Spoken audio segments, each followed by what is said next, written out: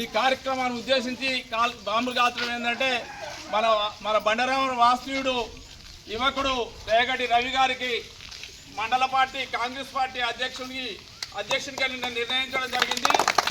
సహకరించినటువంటి ఎమ్మెల్యే మందుల సామీల్ గారికి, అట్లాగే మంత్రి ఉత్తమ్ కుమార్ రెడ్డి గారికి, అట్లాగే సెవిటి వెంకన్న గారికి, అట్లే సరత్వం రెడ్డి గారికి, అట్లే గుడిపాటి నరసయ్య జిల్లా అధ్యక్షుడు గారికి అందరికీ మేము ధన్యవాదాలు తెలుపుతున్నాం. మా రవికి ఇచ్చినందుకు ప్రత్యేకమైన ధన్యవాదాలు తెలుపుతున్నాం.